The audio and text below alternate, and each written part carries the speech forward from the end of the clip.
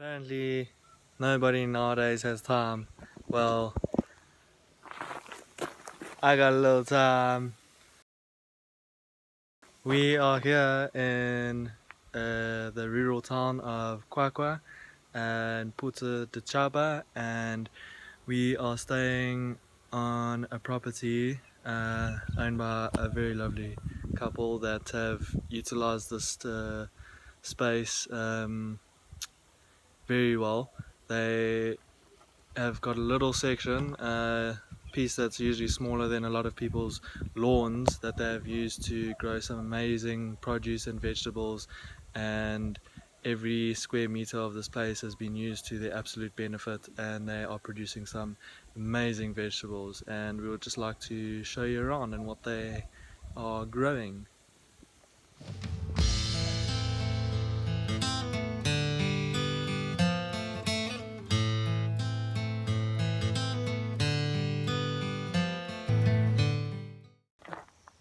Now they have had some setbacks, like wind, and the winter has been very harsh here, and quite a few plants have been destroyed, and yeah, they've had some terrible things happen. So, and they're still persevering. So we just came here to help them plant some seedlings and clear the beds of weeds, and also just make everything healthy again, and pick up their inspiration in their garden a little bit. And yeah, we would like to show you how we've cleaned up the place a little bit.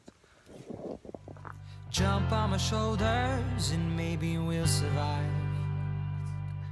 Jump on my shoulders and maybe we'll collide.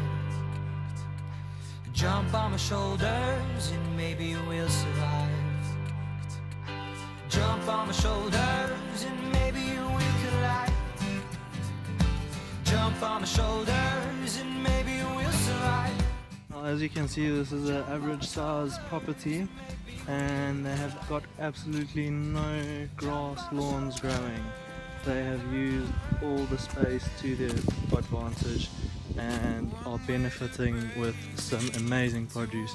They had amazing spinach crops last year, and amazing onion crops, amazing thyme, amazing rockets, parsley. Everything is just growing here so incredibly because of the utilization of the space. And we can't grow thyme ourselves, we have had a lot of trouble, but check this out. This is crazy, we've never seen thyme grow like this before. We have helped them out by creating some seedling trays for them, and hopefully they do well and they can plant them in the next season. It is about to start spring, and yeah, hopefully they are all healthy, amazing growing plants. And that's it from me. And I'm Kelly from the Off-Grid Pear.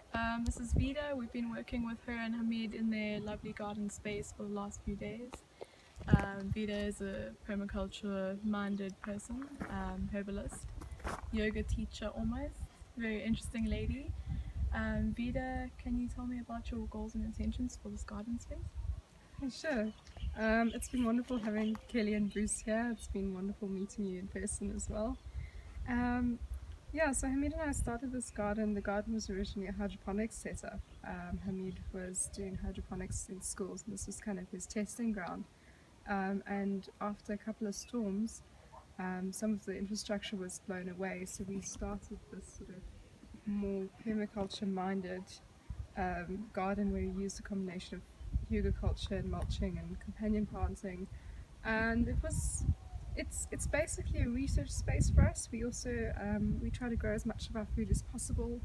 We live quite rurally, and it's a bit of a food desert in terms of accessing fresh and organic food, so it supplies our home, but ultimately with my work with medicinal plants, it's also a research space. Okay, thank you. So they've had a couple setbacks in the garden. I think it's quite inspiring because nothing's perfect and you don't have to stop. I mean, they've carried on with this garden space. Can you tell us about those setbacks? Yeah, sure. The first one I actually already mentioned was before I knew Hamid, was that there were 2 snowstorms which you can see in the background. We're right on the border of the Drakensberg, and during those snowstorms, 2 tunnels were actually completely wiped out, and it was about like thousands of rands worth of infrastructure that was taken out.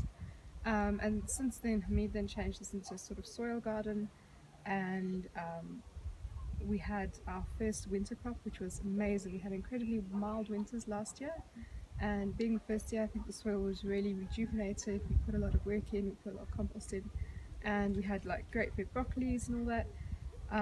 But then the summer preceding that was quite unpredictable, and we had snow in November, and we had like our summer crops kind of fail again.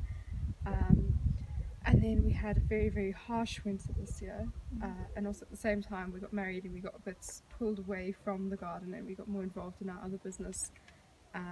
So with that, a lot of things sort of just overgrew, and we had a lot of things suffering with frost and just much harsher conditions than what we'd experienced the year before. Yeah.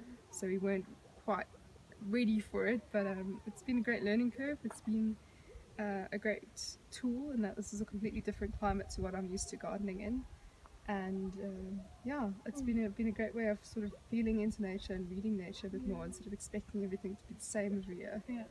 So Cool, thank you. So basically, it's all a big learning curve.